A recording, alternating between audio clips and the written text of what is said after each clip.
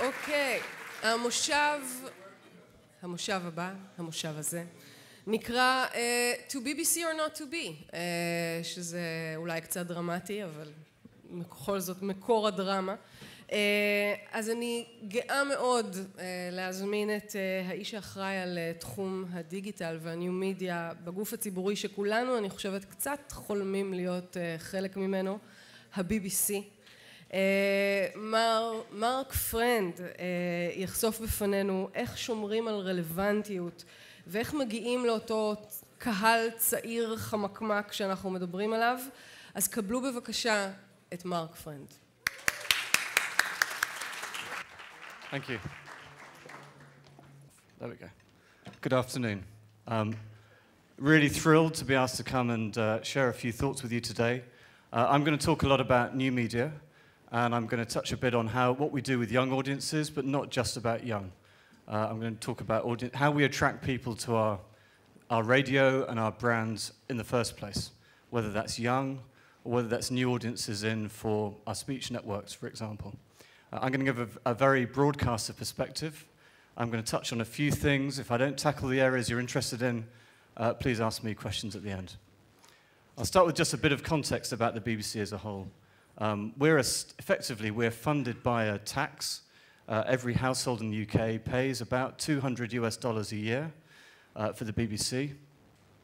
And we have about a total revenue base, including commercial income, of about £5 billion.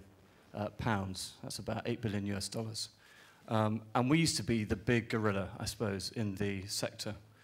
We feel quite small these days, and we put this up just to show that we feel small. Within this, the radio sector feels really small. So within the BBC, I work we're a big radio organisation, but we're part of a much bigger organisation. Radio in the UK total is about £1 billion a year, commercial and public radio together. And this just shows, I think, emphasises the point that we heard earlier this morning. In a sense, it would be very easy to get overtaken. So I want to share a few thoughts about what we're doing so we don't get overtaken. And one of the really big shifts for us is if we look at the radio platform, we have a 55% share of radio in the UK. It's quite traditional. It's almost all live listening. For all that we hear about on-demand listening, over 99% of listening in the UK is to live radio. On a TV platform where you have more competition, if you like, with cable and satellite, we're about a third of the market. Online, again, we're a big presence in the UK. We're number 4 most visited site. We're the top content site visited. We have under 5% of total online consumption in the UK. So this just shows in kind of structural terms the challenge as a public broadcaster in staying relevant to the whole country. And this is a chart I really like, which just shows for the young, this shows for teenagers, what are your favorite devices for listening to audio? This is not just radio, I think as emphasized this morning. This is all audio. And if we look up at all adults here, the top device for listening to audio is a radio. That's about just over a third of the market, whereas a computer 16% and a smartphone 14%. If we look for teenagers, we see that the radio is 3% as the preferred device for listening to audio. And obviously smartphone and iPod, this is something personal to you, it's something you carry around with you. This is kind of a sea change. So I really like this chart as a sense of we can't take anything for granted. We're really strong on a radio platform. We are less strong, we know, on internet platforms. So what do we do about that? And we can see some of that in the amount of listening to radio. So reach overall has stayed really strong in the UK. In fact, radio reach has gone up. We're over 90% of people listen to the radio every week. And that's an increase on a few years ago. But in terms of the amount of time that people spend, almost all ages are spending less time with radio than they were 5 years ago. And it correlates with age. So the younger audiences are listening to markedly less radio than 5 years ago. Not a surprise, really. If you break that down by platform, we see the main drop has been at home, which you'd expect. I think there's more competition there. It stayed roughly flat in the car. And I'll just show this picture because this is Apple Carplay that they announced recently, and Apple getting into the market. I think as Larry said earlier, when Apple move into a market, they'll do it well. Google are also moving into the car sector. They've launched something called the Open Automotive Alliance, which is trying to do almost the same thing for Android that Apple are going to do in the car. And my big question is, where is radio on there? If you look on the little icons, none of them say radio. So in a way, there's a very simple question here for us, which is, how do we make sure when you turn on a device, it still remains simple enough that radio is there as an option, and you haven't got to work too hard to get to it. I see that as a big part of our job. Okay. Now, it's just worth emphasizing, I like to pull this chart out. This goes right back to the late 1940s, 1950s. It's not the first time that radio has faced intense competition from other media. So in the UK, television launched in about 1950, and you can see the impact here. So listening per head, about 20 hours per head. It drops down by 1960. By the time that television goes mainstream, it went mainstream very fast, to about half that, in fact less than half that. It really plummeted. And it stayed like that for a long time, through the 70s and 80s. Obviously hit by Sony Walkman, we're hit by a whole load of things, right? What did radio do through that time? We innovated. So we launched FM radio through this period, excuse me. We launched transistor radio. It made radio portable in the kind of late 70s. We launched commercial radio in the UK, which saw an explosion of choice, again in the late 70s, with the result that we saw listening go up to pre-1950 levels. And the kind of decline that I just showed you, put in context, still looks benign compared to what we went through before. There's every risk that this line will go the same way as this one here. There's every risk of that, but this is just to show that radio has coped with this before and can adapt, but we have to adapt to that. And the challenge, as I see it, is how do we remain kind of simple enough, but in a much more sophisticated way? It's one of the beauties of radio is that it's very simple. And so the kind of challenges we have, there are so many ways now to distribute. There are so many devices, most of them screens, a new challenge for us. How do we be visual in an intelligent way that's appropriate for the kind of content and the kind of audience that we have? And there's more competition for share of ear. We now measure share of ear. That's a measure we use within the BBC now. So how much of people's listening time are we getting, not just how much radio time do we get? And that's a really important measure when you look at music streaming or just personal music listening. And a lot of these are very personal. And again, it's been talked about a lot this morning, but a really big challenge for us. So those are the challenges, if you like. How do we remain simple but sophisticated? And I'm going to show you some of the things that we're doing to get to this. Now, the first thing about simplicity for us is that we have fantastic brands. So we have a bunch of, on the left-hand side there, analog radio brands. We have also, on the right-hand side there, these are some national digital-only radio brands. And we use those and we cross-promote between them. So we are deliberately driving people between analog and digital, and we use our talent to do that as well.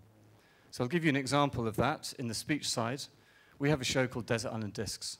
It's just had its 50th birthday. It's been going 50 years to this. It's an old format. This is the most loved part of our website, so we're saying in terms of the rating people give it. So we have a show that goes out every week on Radio 4. It's a big analog network, reaches about 12 million people a week. From that, we cross-promote you to Radio 4 Extra, so the branding is very similar. And in that, you get a longer show, you get the pieces of music played in full, and you get a whole load of archives shown. And between both of those, we cross-promote you to the website, where we have every single Desert Island disc going back for about the last 20 years, and we're busy going back in time, trying to build up that archive so you can get a whole experience in there. Okay, so just trying to, in a simple way, move you from the mass broadcast through to an online experience. And we do that for a whole range of content. We have a massive audio archive. Actually, that can be quite buried in an internet world. It's how do we surface that intelligently? How do we make this prominent, if you like, for our users? Now, we do that by linking to our main analog broadcast. We also do it by working with big organizations like Apple, like Google. We like to work with those organizations. So for example, all of those Desert Island Discs that I talked about, they're all downloadable as a podcast. By working with Apple, they push this to the front of their store so that when you open up iTunes, you'll see this at the front. So that's the kind of thing that we do. We try and use our brand power and the quality of our content to create a meaningful cooperation, if you like, with these big parties. And this works for us because more than 90% of the people who access this content on demand are doing it through iTunes. So that's a really important relationship for us. And it's the same with social media, which I'll talk about later.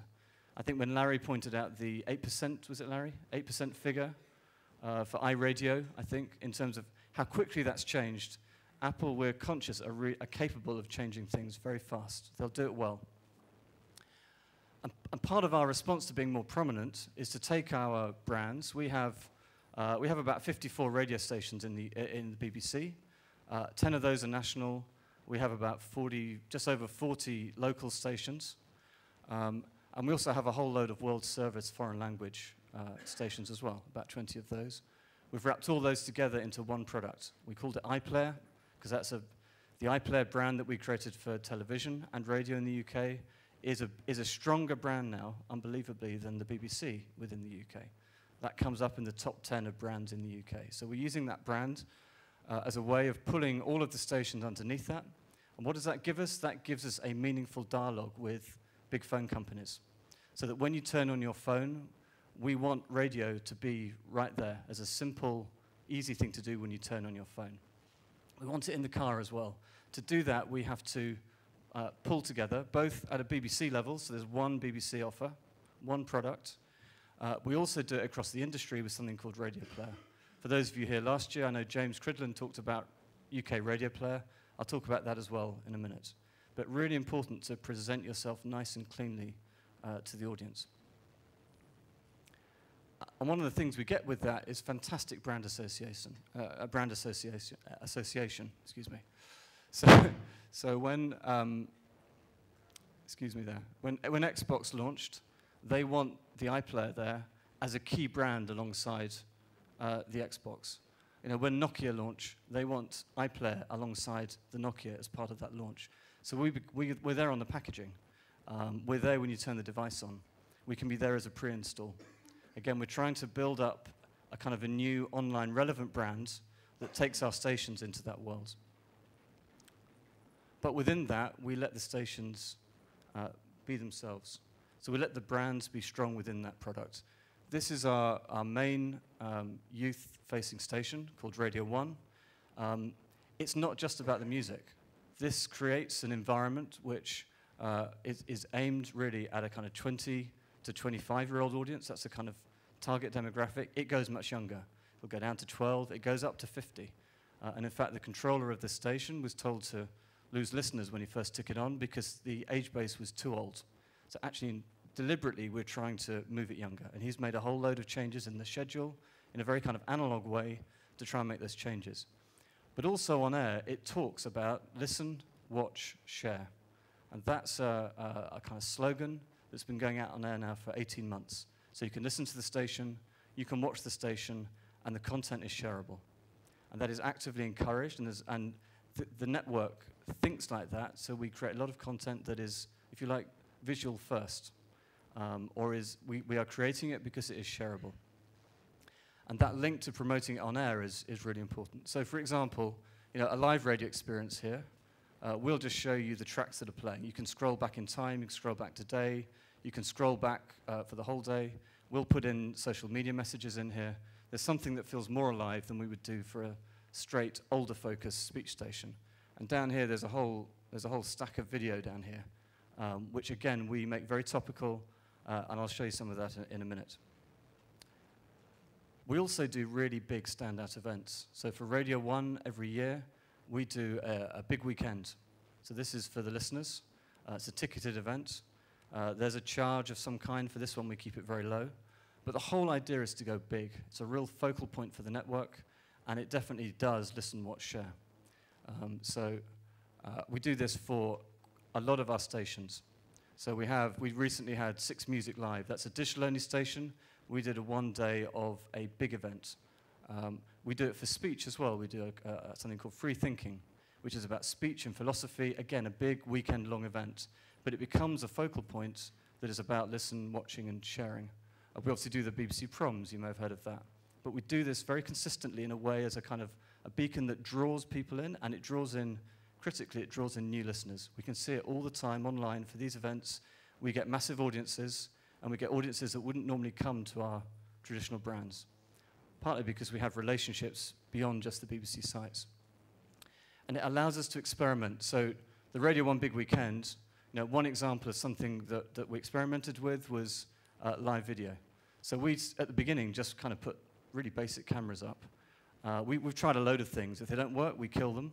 If they do work, we try and amplify and build on them. So with One Big Weekend, you know, we were filming from a distance, kind of stages.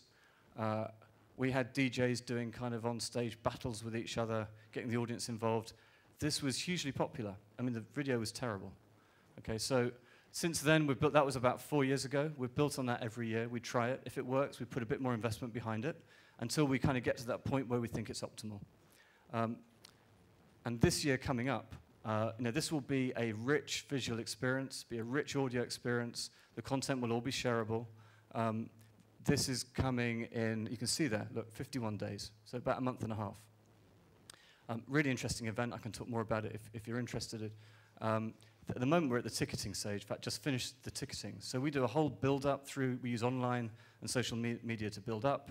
There's a fantastic performance during the event. And then afterwards, you kind of get a nice afterglow that goes on for about 2 months to, 2 to 4 weeks, typically, after that. Now, I just want to show you what we did with Glastonbury last year, because all the things that I've been talking about, we did for Glastonbury really big last year. So Glastonbury is kind of Europe's biggest outdoor music festival. We've covered it for quite a long time. Last year we built it as the first truly digital Glastonbury. We took a lot of learning from the other events I was talking about. So if you look at what we do for radio, for example, we used a real portfolio approach. So we used our youth-focused networks to focus on dance in particular, but Glastonbury at night and relevant artists, of which there are many. So we used Radio 1, the analog network, Radio 1 Extra, the digital network, to do that. We used our biggest radio station, Radio 2, again, mainly analog. I mean, they're all analog and digital, but mainly analog, to do all the big moments within that. And we used 6 Music, that's a digital-only station, to do alternative Glastonbury. And that ran 24/7 over the course of that weekend. Now, again, that gets enormous audiences for us, both on radio, on TV. We use interactive TV and online. So for this one, we live streamed from 6 stages. We had 120 plus performances over the weekend. And all this was done over 4 screens. So you got a really coherent experience to all that on-demand content and live streams on any of these devices, including connected TV for the first time last year. I'm just going to show a little video here, which will kind of bring it to life a bit better, hopefully.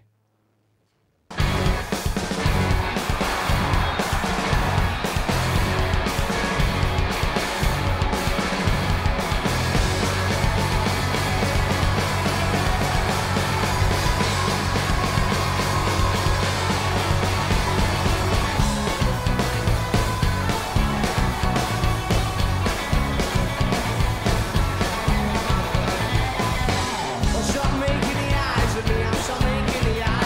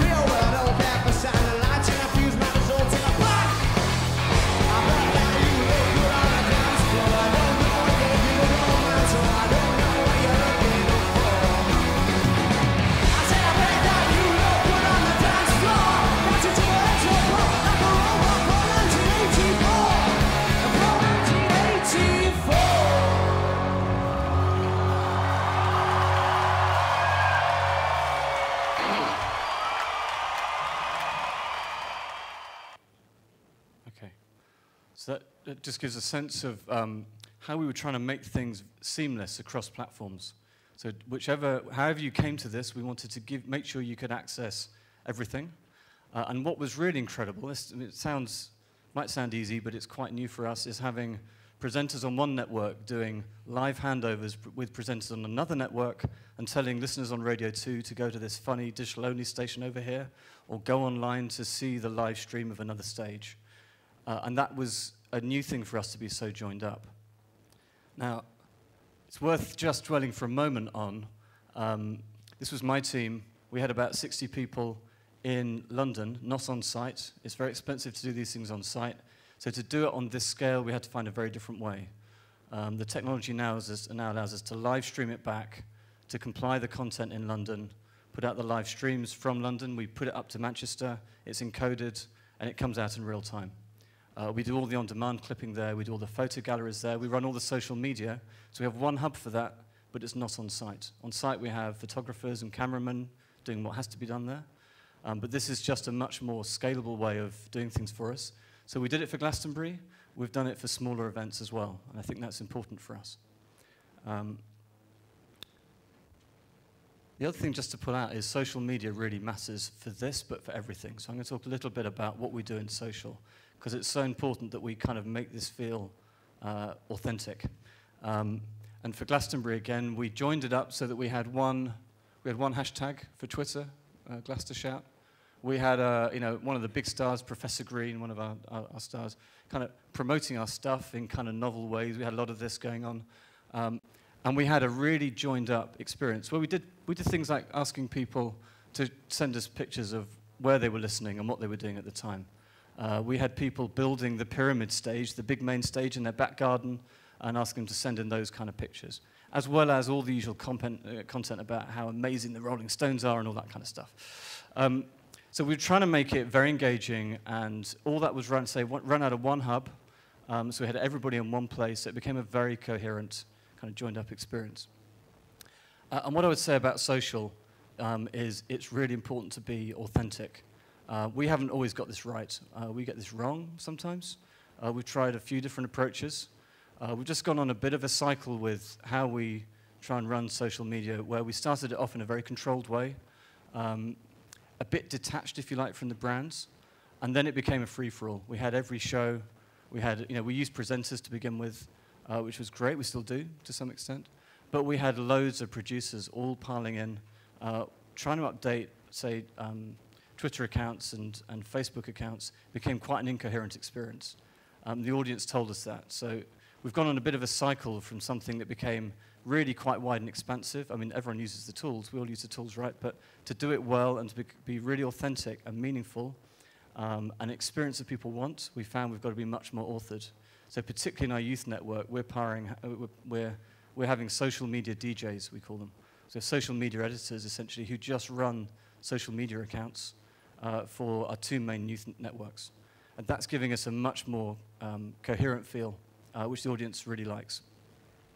Our talent really gets it, and we use it. This is a guy called Chris Evans. He's the DJ on the biggest breakfast show in the UK. And again, he has a huge following of his own. He also now has a following through the BBC. So there's we have DJs with, I don't know, for the UK, probably 10% of the UK following them. We have, they're big in the UK. It's how we use that with our core brands, not just as presenters. So we run network accounts. We have an account for each of our main networks. Again, we try and make that authentic, and we have a good feel for that. But what we're now beginning to do is to combine that with data. So I'm going to show a chart which may not make much sense to begin with, but this shows how BBC radio is being used across different platforms. So we know that on computers here, we're very much a work time experience. People go to work, they listen to us on computers. We know that mobile extends the day here. So early and late, people are on a mobile to listen. We know that tablet's primarily a sit-back experience, but it's important at the weekend. And we know that connected TV is really important for the weekend, similar to tablet.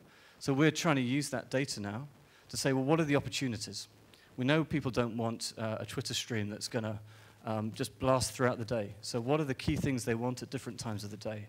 So this is just a kind of an early example for our youth-focused network, where we're saying, so what's the wake-up moment? What every day will you get from Radio 1 or 1 Extra, which wakes you up for the day? What's the kind of the coffee break or the lunchtime kind of LOL moment, or the shareable moment, if you like, from there? We know particularly at the end of the week, people really, Thursday, Friday, people are looking to go out for the weekend. What's that bit of content that they can share, that they can get a bit of kudos from, that they can say, come on, it's something to be noticed, that their friends will notice. We know the weekends are much more lean-back experience, and we know that Monday's a kind of catch-up point.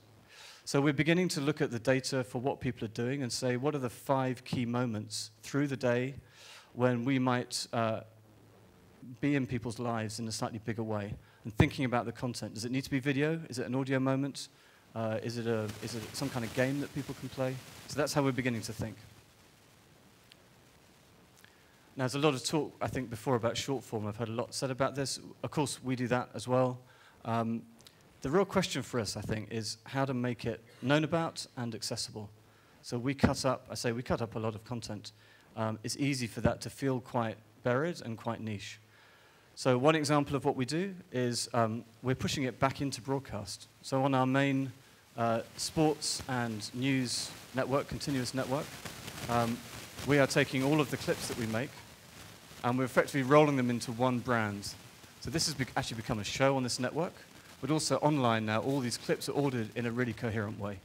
Now we're 2 weeks into this. We launched this 2 weeks ago, but it's a way to get it noticed. We've seen traffic double in 2 weeks. This had already gone up about 5-fold in a year. We've really focused on short form on this network, particularly for sports. So sports is really big on this. Is that me?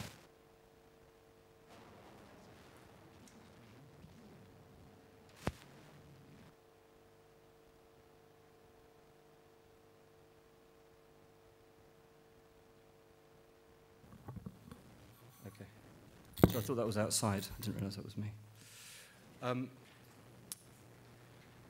So this for us now is about how we get it to people's attention, how we promote it on air. Again, it's about how do we make this stuff really mainstream. It's about how to take it beyond being just niche content.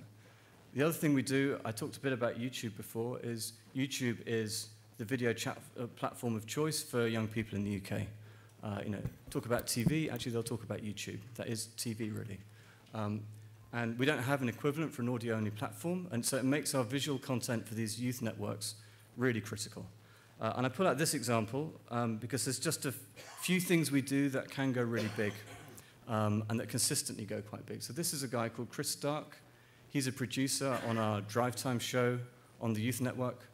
He interviewed Mila Kunis, and it was a really quirky, odd kind of interview. He talks a lot about himself, talked a lot about his own life. He kept saying, I've never done this kind of thing before, which he hadn't. And he was interviewing a big star who really warmed to it, loved it. They started kind of flirting. He asked her to go and watch Watford, it's his football team. She said yes, and all that kind of stuff. 12.5 million people have watched this. We got 10 million views within a week. It's a really interesting example of just a really great interview that radio does. And it's kind of odd. He's become a bit of a celebrity. That's the only downside to this. So he's done it with people like Jennifer Aniston now and others. So that's just a really, I think, nice example. So that's one thing we do. Another thing is kind of spoofs of videos. So we did the Miley Cyrus Wrecking Ball video. We had Greg James, who's our DJ again in the afternoon on Radio 1. So he did that naked on the Wrecking Ball, which was put onto YouTube, and that was being watched by 5 million people. There are certain kind of issues with the filming of that, but really interesting. We're good at those kind of spoofs. We know they're going to do well. And the other thing we do is we do interesting things with music. So we have a brand within our youth network called the Live Lounge. That's where bands come in. They play one of their own tracks, but they also play a cover version. And interestingly, what works for the video here is the cover versions. So when we have Miley Cyrus covering a Lana Del Rey track, she got 12 million views on YouTube. So we're trying to use the platforms to do things that will stand out and be viral. You can come back to our own sites and get the whole thing, but we try and pick out moments that we think have real applicability. We need to be where our audiences are. I think that's the key for us. And I think our approach in radio is slightly different to the rest of the BBC, therefore. This is critical for us for getting to a youth audience. kind of worth noting, radio is still the main way we get to a youth audience within the BBC. Okay.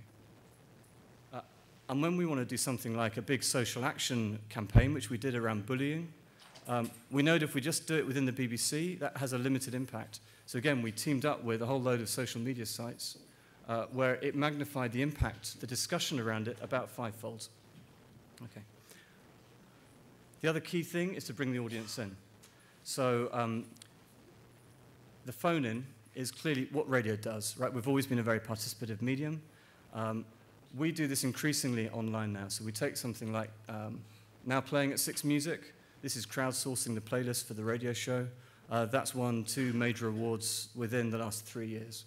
We take 500 words. This asks children up to the age of about 12 to send in a story, 500 words long.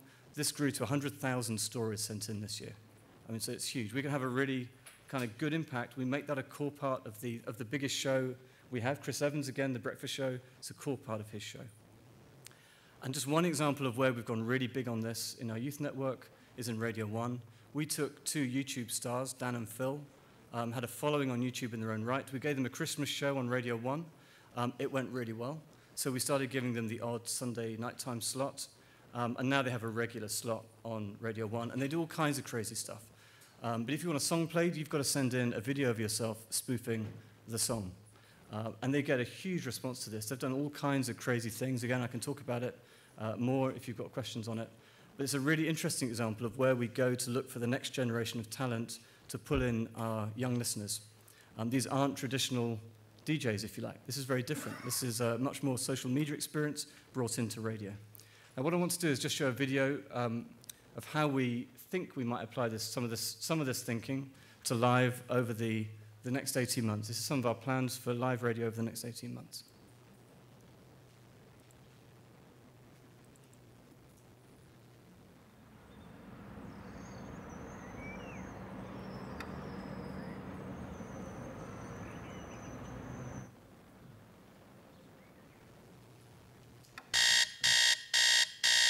Welcome to another day. Yo. The One Extra Breakfast Show with Twin Beam. Oh, yeah. Whoa. Milk and free sugars. BBC Radio's new digital home gives audiences a bigger and better live radio experience. We'll provide a rich live listening experience across all digital devices.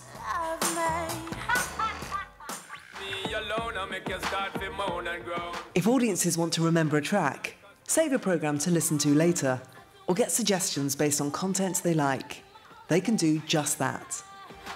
With a single click on any device.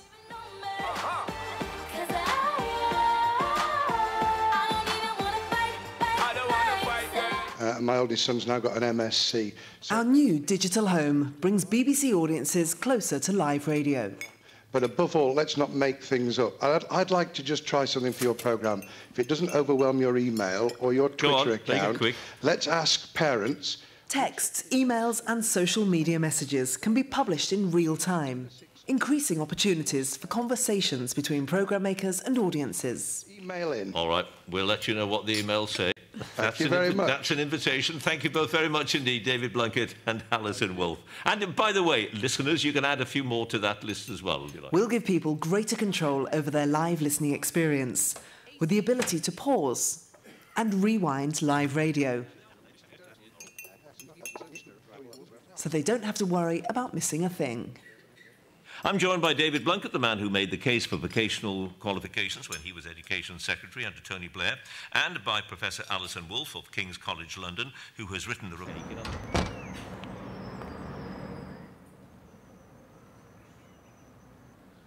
Audiences can pick up where they left off The man who made the case on any digital device. He was Education Secretary under Tony Blair, and by Professor Alison Wolfe of King's College London, who has written the report. We'll make sure audiences don't lose their connection to the BBC if they lose their internet connection. If they move out of Wi-Fi or 3G range, we'll seamlessly switch them to live FM or digital radio. More of it. I'm joined by the author of a new book on the brain, plus a novel. The BBC's new digital home means live radio will look as good online as it sounds on air. Please welcome to the stage, sort of stage, floor area, Katy Perry! With real-time visuals that enhance the programme. Audiences can choose to access live radio through any digital device and can switch devices at the click of a button. We'll make it easy to share BBC content with friends, increasing the reach of our programmes.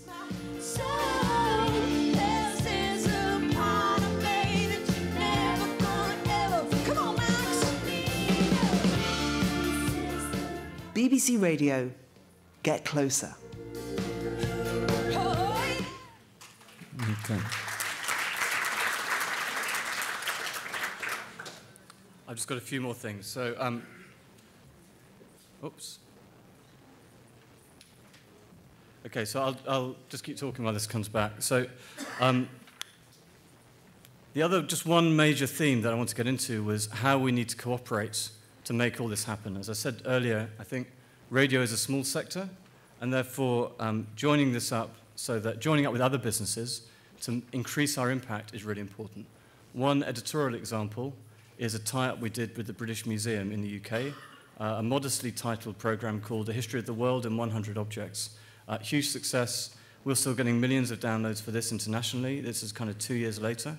But partnering editorially really increased the impact. I talked a bit about Radio Player in the UK. That means that BBC and commercial radio agreed that all of our pop-up listening would happen through one player, so it's a completely coherent experience. Once you're in it, if you search for an artist, you could be given BBC or commercial radio. So if you like, we don't just cooperate on technology, we also cooperate at a product level. And that has now become an audience-facing brand. So that is really important for us, say, in car. It's better for us to be pushing UK Radio Player in cars in the UK than the BBC. So you get a whole radio experience for the UK as a whole. So when we go and talk to car companies, we talk about both. Again, I can talk about that more if you're interested. Cars, really important. So we work, again, with commercial radio. We go and talk to car companies together. We've spoken to loads of them. It's incredibly fragmented. So if you look at most devices in car now, they have a really obvious listen to FM or digital radio. They also some of them have an internet experience that was referred to before. Those things tend to be very separate experiences. It's incredibly fragmented in technology terms. We as the BBC and commercial radio have said, we're not going to do what Pandora's done and build in a bespoke way into each vehicle. It's too expensive. But with Apple coming into the market and Google coming into the market, that standardization is going to happen. So we'll be part of that. Now, our bet with that is that has to be a combination of FM and internet together. It's what we call hybrid radio. As for those who were here last year, I'm sure that James Cridland talked about that. So how do we bring the best of what an audio broadcast does, which is great coverage in the UK, with the best of what internet can deliver, which is a more sexy experience with a return path and all the things you can do with that. And that really matters for phones. So I'm just going to pull out one thing in this. About 9 months ago, we launched this project. It's called the Universal Smartphone Radio Project. And this is us and commercial radio in the UK, teaming up with Clear Channel, EMIS, NAB, Ubiquity in the US, EBU in Europe, who cover all public broadcasters in Europe, and CRA in Australia. And we are talking about we're talking to phone companies, a huge amount of interest in this, in developing an API that will bring together both broadcast and IP. So if you're Samsung, you could deliver a fantastic Samsung radio experience in your phone that is powered by FM or digital radio, but also integrates all of the internet elements with that. It increases your battery life by about 6-fold, for example. And there are all kinds of compelling reasons to do this. The important bit is that we are going as a global body, as a global group, to global manufacturers. There's no good us as the BBC or even us as the UK trying to do that on our own. It won't go anywhere. And the final example I just want to bring out is what we're doing in music. So there's a lot of talk about personalization. For us, nowhere is that more important right now than music, because music is essentially a personal experience. And what do we do really well? We're a great curator of music. We help people discover new experiences and new music. but it's about how we tie that into the rest of the market, how we tie it in with Pandora, Spotify, YouTube. So last October, we launched something called BBC Playlister. That means wherever you are in the BBC, if you're listening to something on radio or television, you can remember that you love that track. You can then go to a place where all those loved tracks are stored for you. You can create lists out of that. But also, we bring together what the DJs recommend. We have 12 DJs at the moment with their own lists. And you can then export that into an environment like Spotify, for example. Again, I've got a little one-minute film here, which I'm just going to show, which just brings that to life.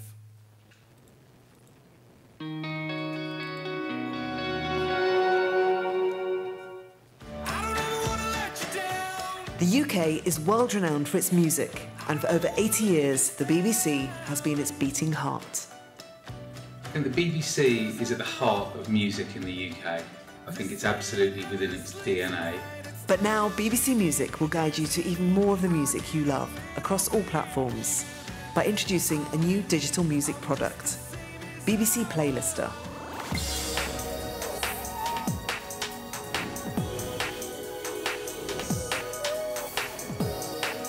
When you listen to music, a new icon will appear live on iPlayer Radio and on bbc.co.uk across all devices, allowing you to identify any piece of music you hear by adding it to your own list with the BBC. And you can easily choose where to send your list from services such as Spotify, YouTube or Deezer, where you can sit back and listen to the music in full. Your favourite BBC presenters will be using Playlister too, giving you even more opportunities to find music across the BBC and other music providers, all of which makes personalised music experiences at the BBC a reality. And this is just the beginning of the BBC music experience of the future.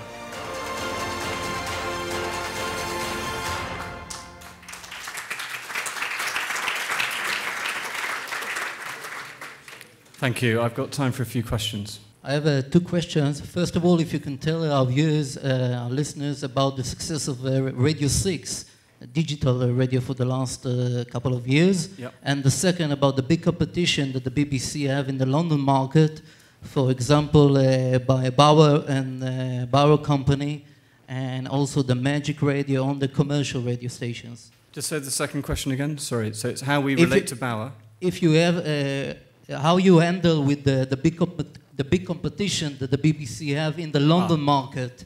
Yeah. For example, for companies like Bauer Radio and Global Radio. Perfect. Okay. So on 6 Music, the best thing we ever did was say that we were going to close it.